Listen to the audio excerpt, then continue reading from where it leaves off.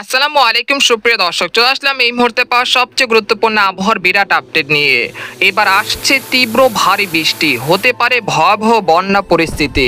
এছাড়া আগামী 72 ঘন্টার মধ্যে দেশের উত্তরবঙ্গের রংপুর, ময়মনসিংহ, সিলেট, একই সঙ্গে ঢাকা, খুলনা, বরিশাল বিভাগের বেশ কয়েকটি জেলায়, সেই সাথে দক্ষিণবঙ্গের একাধিক জেলায় বৃষ্টি ও বজ্রসহ কালবৈশাখী ঝড় ও শিলা বৃষ্টিপাতের সতর্কতা জারি করেছে বাংলাদেশ এবং ভারতীয় আবহাওয়া দপ্তর তরফ থেকে।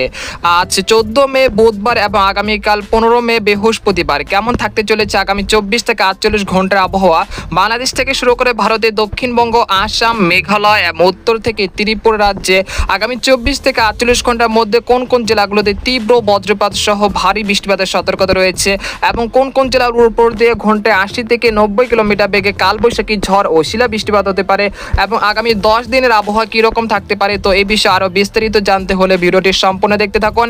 আর আপনি কোন জেলা থেকে এই খবরটি দেখছেন, আপনার জেলার নামটি আমাদের কমেন্ট বক্সে জানিয়ে দিবেন। আর সবার আগে সবার প্রথম সঠিক খবর জানতে আমাদের চ্যানেলটিকে সাবস্ক্রাইব করে রাখুন। এবার জেনে নেওয়া যাক এক নজরে। বন্ধুরা, এই পর্যায়ে আমরা সরাসরি উপগ্রহ চিত্রে চলে আসলাম। তো এখান থেকে আপনারা দেখতে পাচ্ছেন যে এই মুহূর্তে রংপুর, ময়মনসিংহ, ঢাকা, খুলনা, রাজশাহী বিভাগের সবকটি জেলার আকাশ কিন্তু পরিষ্কার রয়েছে, তেমন ঝড় বৃষ্টিপাতের সম্ভাবনা দেখা যাচ্ছে না। তবে এদিকে লক্ষ্য করা যাচ্ছে যে বরিশাল বিভাগের বেশ কয়েকটি জেলাতে বৃষ্টি ও বজ্রসহ কালবৈশাখী ঝড়ের মেঘ তৈরি হয়েছে। ইতিমধ্যে বরিশাল, ভোলা, তারপর মোলাদি, তারপর হচ্ছে কাউখালী, বরহুদ্দিন এই অঞ্চলগুলোতে বৃষ্টি ও বজ্রসহ বৃষ্টিপাত চলছে। পরবর্তীতে রায়পুর, হাজীগঞ্জ, লাকসাম, কুমিল্লা, তারপর নোয়াখালী, ফেনী এই অঞ্চলগুলোতে বৃষ্টি ও বজ্রসহ কালবৈশাখী ঝড় হতে পারে। পরবর্তী 2 থেকে 3 ঘন্টার মধ্যে জয়নগর, মিরহাজীগঞ্জ, পাথরঘাটা, খেপুপাড়া, তারপর লালমোহন, চরফেশন এই অঞ্চলেও বৃষ্টি ও বজ্রসহ কালবৈশাখী ঝড়ের সম্ভাবনা রয়েছে। এছাড়া হাতিয়া, সন্দ্বীপ, নোয়াখালী, ফেনী, তারপর হচ্ছে খাগড়াছড়ি, মানিকছড়ি, রংধনু, তারপর হচ্ছে সীতাকন, বিলাইছড়ি, রাজস্থলী, সাতকানিয়া, কুতুবদিয়া, ঝাড়কাই, খাঞ্চি, মহেশখালী, টেকনাফ এই অঞ্চলগুলোতে বৃষ্টি ও বজ্রসহ বৃষ্টিপাতের সম্ভাবনা রয়েছে। আজ রাতের দিকে ইনশাল্লাহ যদি এই মেঘটি তার শক্তি ধরে রাখে তাহলে পরবর্তী 12 ঘন্টার মধ্যে চট্টগ্রাম বিভাগের বেশ কয়েকটি জেলাতে বৃষ্টি ও বজ্রসহ কালবৈশাখী ঝড় ও শিলা বৃষ্টিপাত হতে পারে। এতে করে যে চলমান ভ্যাপসা গরম রয়েছে সেটা অনেকটা হ্রাস পেতে পারে ইনশাল্লাহ। এছাড়া দেশের উত্তর অঞ্চল রংপুর, ময়মনসিংহ, সিলেট বিভাগের বেশ কয়েকটি জেলাতে আজ রাতের দিকে বৃষ্টি ও বজ্রসহ বৃষ্টিপাতের সম্ভাবনা রয়েছে। তো এখানে দেখা যাচ্ছে যে ভারতের উত্তরবঙ্গের আলিপুরদুয়ার, কোচবিহার, জলপাইগুড়ি এই অঞ্চলগুলোতে বৃষ্টি বা বজ্রবাহী মেঘের সঞ্চালন হতে পারে, যেগুলো পরবর্তীতে পঞ্চগড়, ঠাকুরগাঁও, দেবীগঞ্জ, তারপর যে জলঢাকা, লালমনিরহাট, কুড়িগ্রাম, সৈয়দপুর, পীরগঞ্জ, চিলমারি এই অঞ্চলগুলোতে আজ রাতের মধ্যে বৃষ্টি ও বজ্রসহ কালবৈশাখী ঝড় হতে পারে। আজ রাত 2টা থেকে 3টার মধ্যে নালিহাটি, জামালপুর, শেরপুর, ফুলপুর, নেত্রকোনা, ময়মনসিংহ, কেন্দ্রা, তারপর 30 সাল, তারপর সুনামগঞ্জ, জগন্নাথপুর, সাতক, সিলেট, জৈন্তাপুর, কানাইঘাট, বারলেখা, কোলাউড়া, হাবিবগঞ্জ, নাসিরনগর, ব্রাহ্মণবাড়িয়া, ইটনা, কিশোরগঞ্জ এই অঞ্চলে বেশ কয়েকটি জেলাতে আজ রাতের মধ্যে বৃষ্টি ও বজ্রসহ বৃষ্টি ও কালবৈশাখী ঝড় হতে পারে। তবে রাজশাহী, ঢাকা, খুলনা বিভাগে তেমন বৃষ্টিপাতের সম্ভাবনা দেখা যাচ্ছে না আজ রাতের মধ্যে। একই সঙ্গে দক্ষিণবঙ্গের কলকাতা, খড়গপুর, তারপর হচ্ছে আরামবাগ, বর্ধমান, শান্তিপুর, কাটোয়া, দুর্গাপুর, বানকুরুলিয়া, পুরুলিয়া, শিউরি, নালিয়াটি, মুর্শিদাবাদ, কৃষ্ণনগর সবকটি জেলার আকাশ কিন্তু এই মুহূর্তে পরিষ্কার রয়েছে, তেমন বৃষ্টি ও বজ্রসহ কালবৈশাখী ঝড়ের সম্ভাবনা দেখা যাচ্ছে না।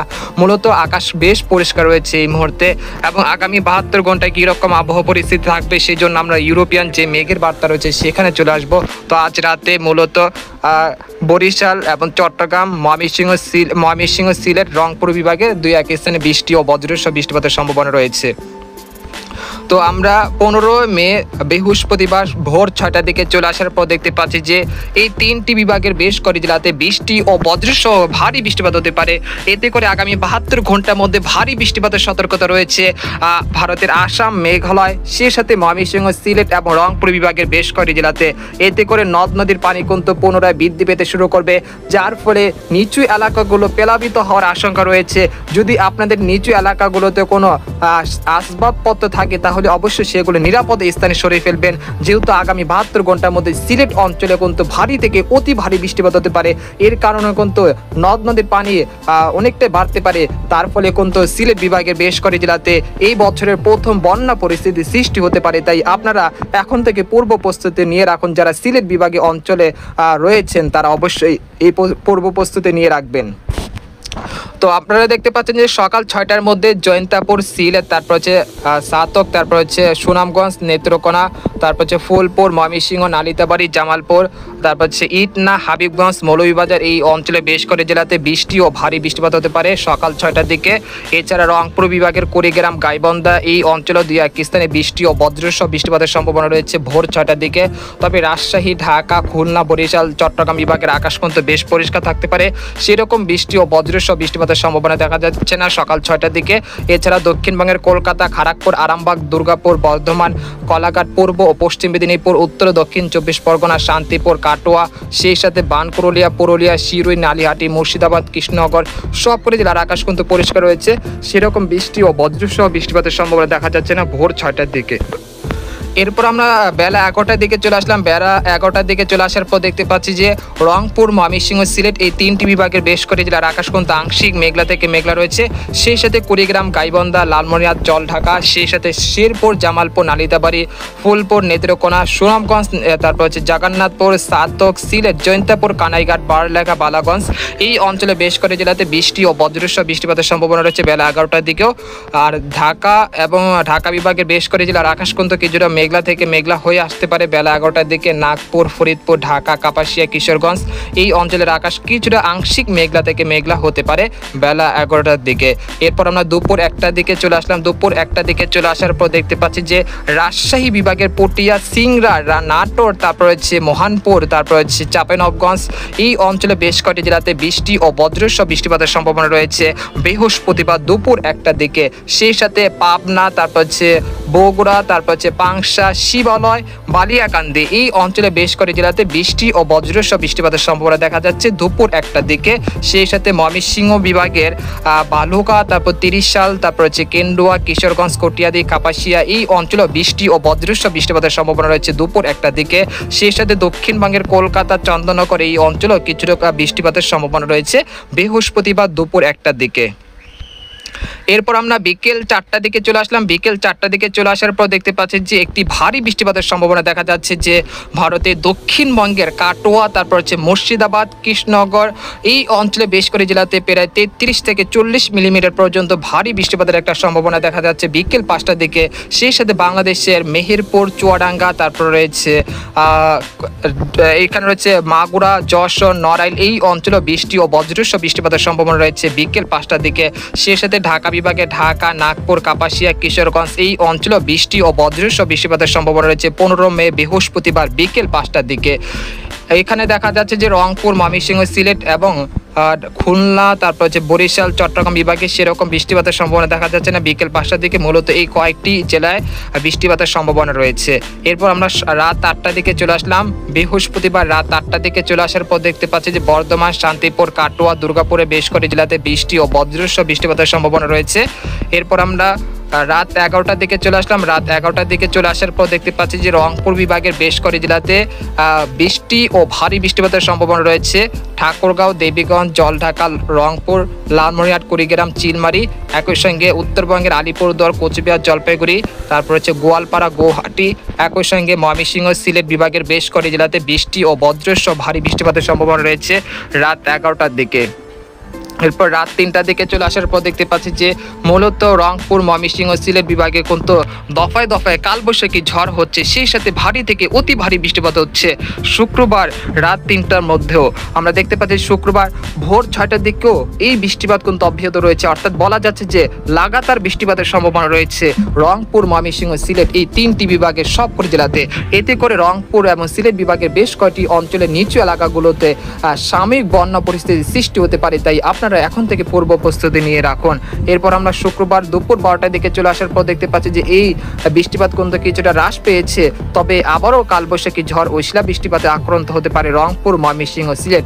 তবে বিকেল 3টার দিকে দেখা যাচ্ছে যে দেশের মধ্যাঞ্চল এবং দক্ষিণাঞ্চল মাগুরা, বালিয়াকান্দি, পাংশা, পাবনা, তারপর চুয়াডাঙ্গা, যশোর, নড়াইল, শিবালয়, তারপর হচ্ছে ড্যামরা এই অঞ্চলে বেশ কয়েকটি জেলাতে বৃষ্টি ও বজ্রসহ বৃষ্টিপাতের সম্ভাবনা রয়েছে শুক্রবার দুপুর বিকেল 3টার দিকে। এরপর আমরা সন্ধ্যা 6টার দিকে চলে আসার পর দেখতে পাচ্ছি যে সন্ধ্যা 7টার দিকে চলে আসার পর দেখতে পাচ্ছি মেহেরপুর, চুয়াডাঙ্গা এই অঞ্চলে বেশ কয়েকটি জেলাতে বৃষ্টি ও বজ্রসহ বৃষ্টিপাতের সম্ভাবনা রয়েছে।